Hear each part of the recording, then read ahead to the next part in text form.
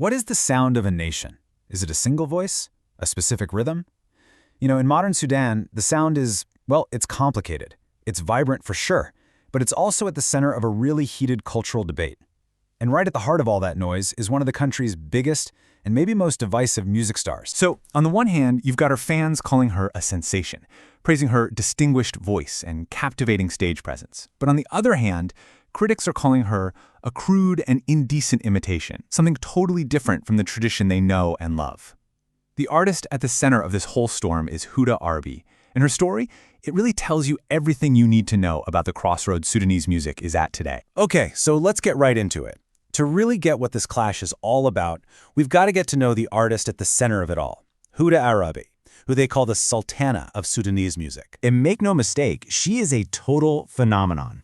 In just the last few years, Huda Arabi has become one of the most in-demand performers in the entire country. Her main stage? The huge and very lucrative world of Sudanese weddings and private parties, where having her perform is a huge status symbol. So just how popular are we talking? Well, a 2019 survey of the big wedding halls in Khartoum showed this massive shift. Huda Arabi's bookings just skyrocketed, knocking the long-reigning queen of wedding singers, Nada Alcala, off the top spot. Now, the legendary Insaf Madani still owns the specific Jurtig ceremonies, but for the main event, Huda Arabi became the new #1. But with that kind of success comes a ton of scrutiny. One big critic says her style, which is really focused on dance, fashion, and a high-energy show, has become the new normal. He claims the music scene is now flooded with dozens of repeated copies of Huda Arabi's style and that it's completely changing what it even means to be a female artist in Sudan. So, that gets us to the real question here, right? How can one single artist spark so much love and at the exact same time, so much backlash? To find the answer, we can't just look at today's music charts. We've got to dig a little deeper. We have to go back in time. See, this whole debate over Huda Arabi, it's all tied up in the powerful, incredible history of women's music in Sudan, a tradition where music was never, ever just entertainment. It was a core part of society itself. The story of women's music here goes back centuries. For generations, it was this really intimate art form, all built around the Daluka drum, which got big during the Funj Sultanate. Then, in the 1930s, a new popular style called tum-tum came along and took these private songs to a way bigger audience. And then, by the mid-20th century, we see another huge jump, when the middle generation of female singers started performing in public with full-blown orchestras, taking the music out of the home and onto the national stage. And at the heart of all of this, the absolute foundation is the Daluka. It's this beautifully simple but incredibly powerful instrument, just a clay drum with a goatskin head. It goes all the way back to the Darfur Sultanate, and for generations, its sound has been the literal heartbeat of women's gatherings all across Sudan. And then came tum-tum. This wasn't just some new song style, it was a total cultural game changer. These girls' songs brought in this fast, dancey rhythm that just exploded in popularity. Alongside the more poetic, male-led Hakiba genre, tum-tum became one of the two main pillars that built the entire musical culture of modern Central Sudan. And this music, it was just everywhere. It was woven right into the fabric of life. A woman's voice wasn't just singing a tune. It was carrying the stories, the rituals, and even the politics of her people. Just look at how deeply this music was integrated. You had Sira songs for weddings, Arda songs to get warriors fired up, Zar chants for spiritual healing, even Donga work songs.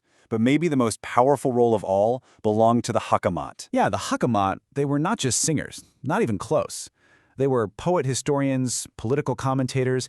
As one person put it, a Hakamat had the power to incite war between tribes, or to stop it. Just imagine that. Leaders respected and feared her because her words could literally shape history. Okay, so here's the key takeaway. The historical role of the female artist in Sudan, it was one of dignity, of social responsibility, of incredible influence. And that powerful legacy is the cultural yardstick that modern artists, including Huda Arabi, are measured against today. All right, so that brings us right back to today. And now that we have that history, we can look at the whole argument around Huda Arabi and really understand what's at stake. So let's break it down. On one side, you have the critics. They look at her performance and see something, well, superficial. A big show that's more about flash and dance than it is about lyrical depth. But her supporters, they see something completely different. They see a modern evolution, an artist with great vocals and a captivating stage show that really connects with today's audience. But here's the thing, the picture is way more complicated than that. Huda Arabi isn't some outsider who doesn't get the tradition. She's actually a university-educated former English translator. She grew up loving and singing traditional Hakiba music. So while her fans rave about her modern style and how she connects with young people, her critics see that very same style as chipping away at that dignified image of the female artist they hold so dear. And that leaves us to the big final question here. Is what we're seeing today a natural, modern evolution, or is it a dangerous erosion of a deep cultural tradition? I mean, think about the journey this music has been on. It started as this deeply personal, almost sacred art form inside communities. Then it evolved into this beloved form of public entertainment.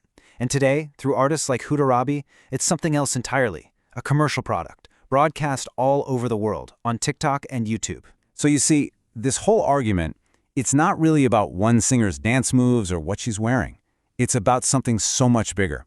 It's the story of a culture, in real time, grappling with huge questions about authenticity, about change, and about how to define itself on a global stage. And this isn't just a Sudanese story. We see this happening in cultures all over the planet. As a tradition that was born in communities and rituals gets packaged for a global audience, what do you gain in visibility and reach, and what, if anything, gets lost in translation? That's the real question at the heart of the sound of modern Sudan.